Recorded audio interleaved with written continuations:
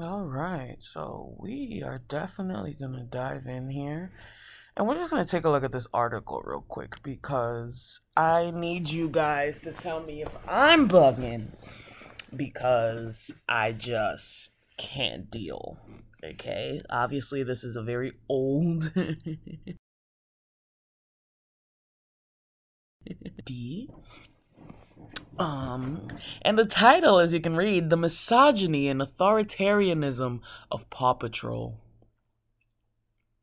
We will wait. Thank you, unresponsive page. Take a moment to consider what your kids are watching and how it will impact their future perception of authority, gender, and society. Pause right there.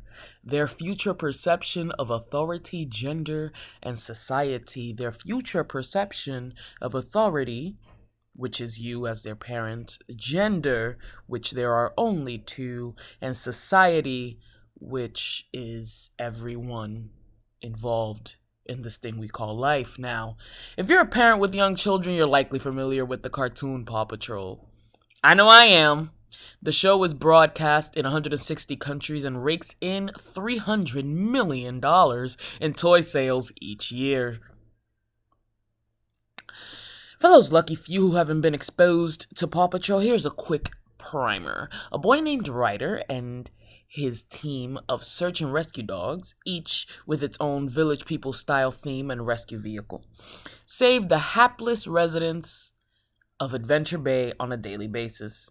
On the surface, Paw Patrol seems like harmless fun. However, the themes presented to the impressionable audience depicts a misogynistic, conservative, authoritarian fantasy. The cartoon presents a world where it is common practice for police to track people with surveillance drones. That is the world we live in. Although the surveillance drones are our phones, but we're not going to get into that in this conversation. Its depiction of gender dismisses women's position in the workplace and government. Finally, it builds a world where there are no social services, leaving citizens at the mercy of a private entity. In short, it is everything Trump's Republican Party is pushing on the United States. Maybe I'm low-key a Republican, but I have a problem with what you said. So its depiction of gender dismisses women's position in the workplace and government. They're obviously going to go into further develop these ideas, but the mayor is a black woman. I'm just saying. So it's not really dismissing women's position in the workplace and government. It's giving a black woman with curly kinky hair a position in the workplace and government. But that's fine. It builds a world where there are no social services. What the hell do kids know about social services? Anyway. Authoritarianism. Let's start with the desensitization of our youth to the police state. The leader of the Paw Patrol pups is a male police dog named Chase. Chase is simultaneously subservient to his boss Ryder and authoritarian toward his fellow Paw Patrol teammates. Chase is a classic authoritarian who manages to be both bootlicker and bully. In the early seasons, Chase is decked out in police blues with a sharp-looking officer's hat. Chase is presented to the young audience as the leader of the Paw Patrol.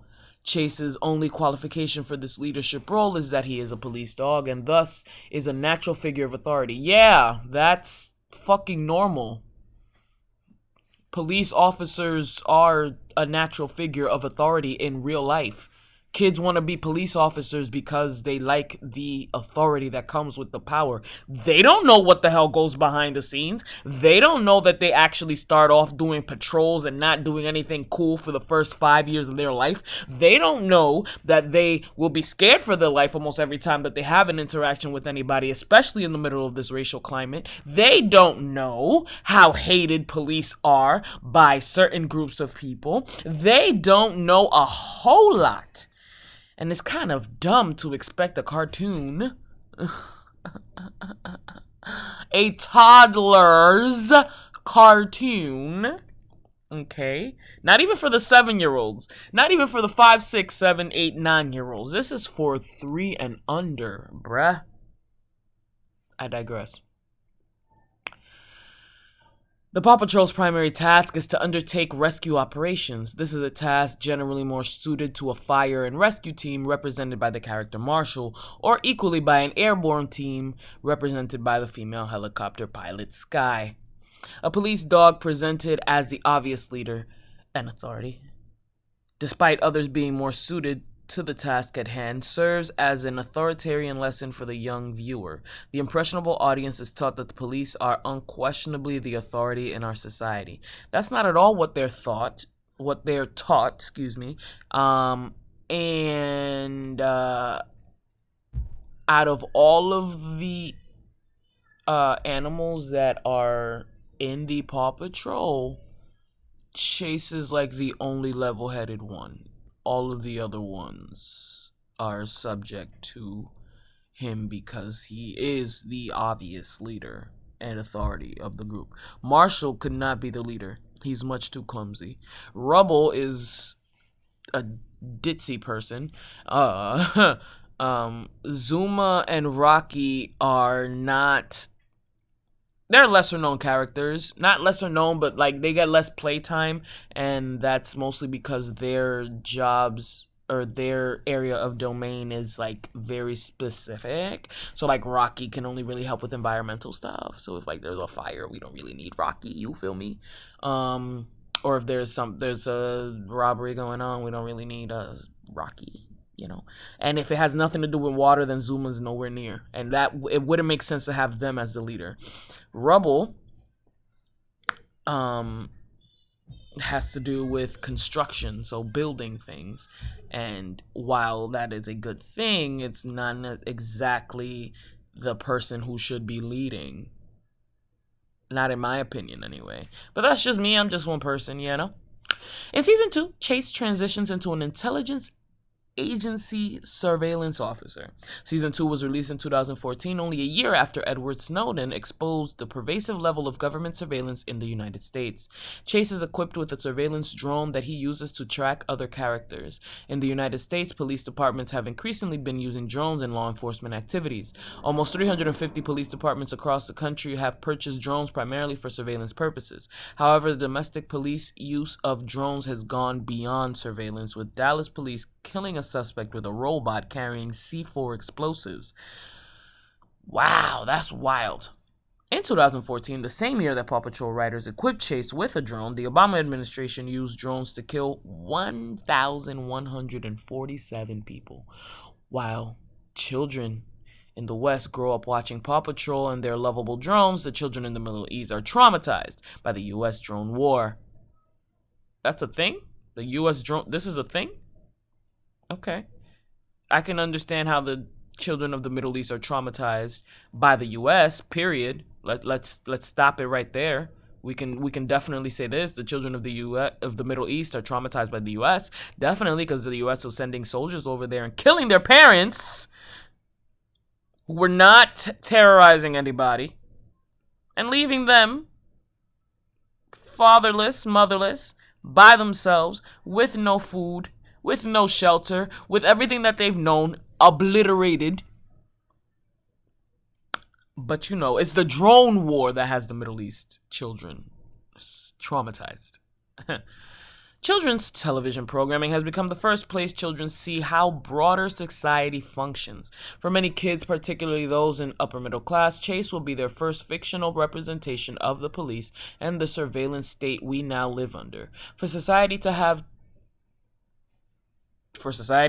chance at becoming, have a chance at becoming more free, more democratic, and less authoritarian, it cannot allow its youth to be indoctrinated to accept the surveillance state, the natural authority of the police, and the ubiquitous use of drones for surveillance and state-sanctioned murder. That just should not be happening. The natural authority of police is a thing that should continue to happen, because if not, who are we going to call when we need someone to be the authority figure in a fucked up situation? Help me understand. The surveillance I'm totally against. The ubiquitous use of drones for surveillance and state-sanctioned murder. State-sanctioned murder. Why is a plane carrying explosives if it's just to surveil? And if you're surveilling, why are you using a plane? Whatever. Oh, this is going to be a fun part to discuss. During the first season and a half, only one of the 7 Paw Patrol team members is female, because most of the jobs that they do are male-dominated industries. But let's see what your explanation is, Walt. Despite being a helicopter pilot, the female character Sky takes on a traditional feminine appearance. Sky wears a pink uniform and is noticeably smaller than the other Paw Patrol members. Isn't she a chihuahua or some shit? Nah, she got too much hair to be a chihuahua. Whatever. And let me actually, not even whatever. Women are generally smaller than men. Only in America are women bigger because everybody's bigger. But generally speaking, women are smaller than men. And if they're all the other ones are boys, it would make sense that the girl would be smaller.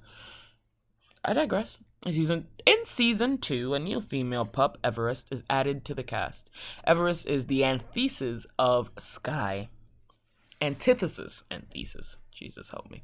Antithesis of Sky. As a Siberian Husky, she is physically bigger and her costume is gender neutral. However, Everest appears in only half the episodes and does not reside with the rest of the Paw Patrol. The depiction of females in Paw Patrol sends a message to the young audience that to be accepted in the workplace, a woman must take on a traditional feminine appearance. Or maybe Everest, which is like the name of the tallest fucking mountain in the world, if I'm not mistaken. Please correct me in the comments below if I am. Everest appears in only half the episodes because she lives in the mountains and not everything has to do with snow in the Paw Patrol, so it wouldn't even make sense to keep her around. Like, what? The only other main female character in Adventure Bay is Mayor Goodway. Goodway's ethnicity is never specified. What are you talking about? But she appears to the audience as a person of color. If Paw Patrol were to specify that Mayor Goodway is black, we would all be like, no shit, Sherlock. No fucking duh. So, like, what are you saying, Walt? Goodway's ethnicity is never specified. I don't think you need to specify what the ethnicity of a human cartoon character is when you make their skin color a specific color, as opposed to white or beige or fucking tan. She's chocolate brown with chocolate brown hair. That is kinky, not straight. There is no... What are you talking about? Oh my god. Goodway is portrayed as a bumbling fool, barely more competent than a child and singularly obsessed with her pet chicken, Chicoletta. The character frequently makes poor decisions that result in her needing rescued. In moments of crisis, the mayor will often panic until a male character has resolved the crisis. Excuse me. Also, Goodway's great-grandfather was mayor, suggesting to the young audience that she attained the role by virtue of her family name rather than her own qualifications. No, sweetie. No. Okay. No. All right.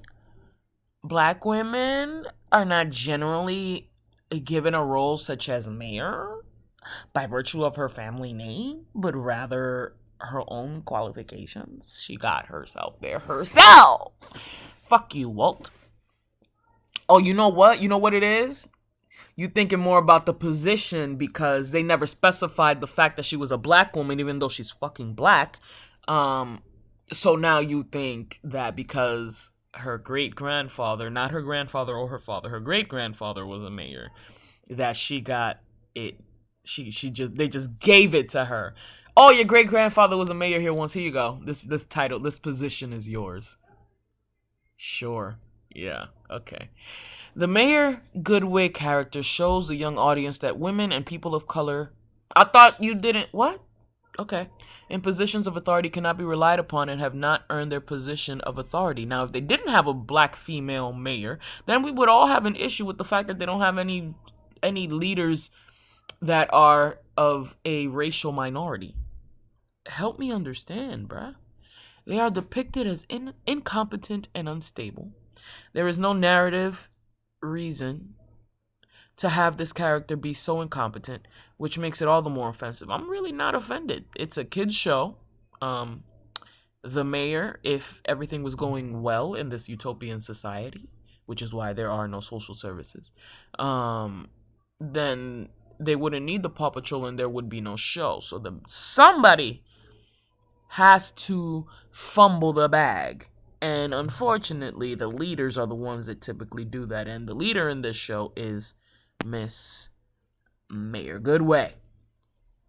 But I'm not offended because she doesn't seem incompetent. She seems like she needs help, and she's using the help that she has available to her advantage and getting the help she needs for her city. That's not incompetence, that's leadership. But okay. After the 2018 midterm elections, Republican women made up only 19 of the 123 female representatives in Congress.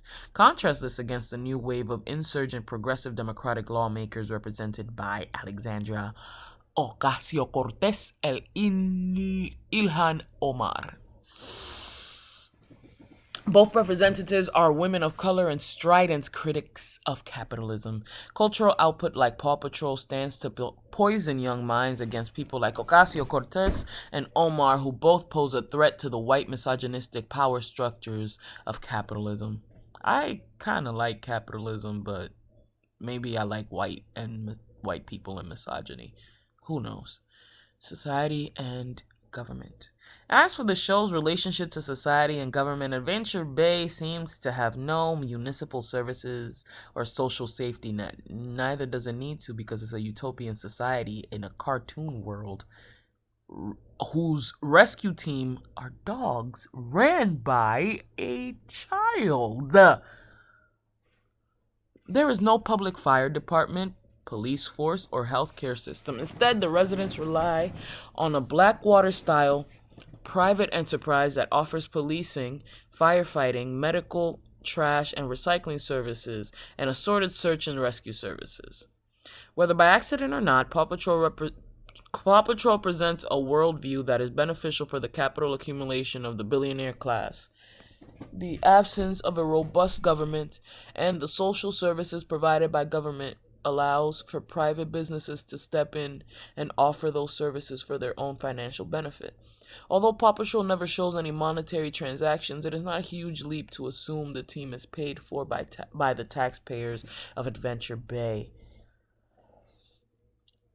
See, no, I highly doubt it. I think that the pay is them being able to live carefree. Like, there are no transactions, no financial transactions at all. Like, the baker doesn't pay for bread. Or you don't pay the baker for bread. He kind of just gives it to you because it's a utopian society and a cartoon show whose main characters are dogs that are being trained, and whose leader is a little boy who lives in a tower with them in a utopian society ran by a black woman. Lord, this is a lot. Okay. Lord Almighty, help us here. So yeah, there's no monetary transactions. And it is a huge leap to assume the team is paid for by taxpayers of Adventure Bay because there's no money transactions. Paw Patrol never shows any monetary transactions. So it is a huge leap for you to say that that's happening, sir. Contrast Paw Patrol's absence of government. What is a mayor? Could have sworn that was part of the government. could have sworn. I could definitely be wrong. I always can be wrong. But I could have sworn a mayor was a part of the government. That's fine. An emphasis on private business with British shows like Fireman Sam and Postman Pat. In these shows, the characters are clearly employees of their local government. The public servants are presented as either highly competent and brave, Fireman Sam, or as outstanding members of their community, Postman Pat. This stands in stark contrast with the incompetent and panicked good way of Paw Patrol. Okay, so you're contrasting two totally separate countries and shows and saying that Paw Patrol is bad because of how good Fireman Sam and Postman Pat are? Okay. In the United States, Paw Patrol is broadcast on the Nickelodeon Network, which is owned by billionaire Sumner Redstone via National Amusements Inc. In the 2004 election, Redstone, a self-proclaimed liberal Democrat, supported George W. Bush over John Kerry. At the height of the Iraq War, Redstone told fellow business executives that he supported Bush because Bush was better for business. Over the past 2 years, National Amusements Inc. has spent $14 million to lobby for legislation that would benefit business. It would benefit the billionaire class if the current crop of children's television depicted government as incompetent and private business as the only solution to our problems. The young viewers, our future workers and voters, are being indoctrinated with the idea that they should accept the economic status quo of weak government and strong private enterprise. They are presented with a world where wealth inequality in favor of the billionaire class continues unabated and where no one should question or strike against the rule of private capital over the common good. Trump Patrol. I gotta see this fucking parallel. Oh, Lord. Paw Patrol is a soft and cuddly mirror of Donald Trump's violent and misogynistic America. The drone war under Trump has escalated well beyond its scope under the Obama administration. Trump has suggested that police would be justified in roughing up citizens. The Trump administration and Republican-led legislature passed tax reforms that redistributed wealth upwards from the poor and middle class to the ultra-wealthy. The ubiquitous themes inherent to Paw Patrol are a problem for those who want to see a world where women and people of color are treated with respect and dignity and are adequately represented in positions of authority. Paw Patrol is a problem for those who want to see the interests of the 99% put ahead of the 1%. Paw Patrol is a problem for those who want to see an end to violent U.S. imperialism abroad and to the pervasive surveillance in the U.S. domestic police state. While your kids are home from school these holidays, do your kids in society a favor and turn off Paw Patrol. Solidarity forever. I don't even want to look at the comments. I want to stop right here because I overstand the points made. I definitely see where there was a whole lot of stretches, a whole lot of leeway that he was taking with his imagination, and more power to you, my brother. I feel like this was a very well-written article. I think that some of your points are asinine, but you pointed them out very well. You laid out what you thought, exactly how you thought it, and you said what you said, and that's it. There's no regrets. There's no going back. It is what it is. Boom, boom, bat. All right? And I feel you on that. You feel me? So, with that being said, I said what I said. Some of your shits here was asinine. All right? But it's all right. It's all right. It's all right. Because this is an opinion piece. Right? And so, my opinion is that your shit was hella extra.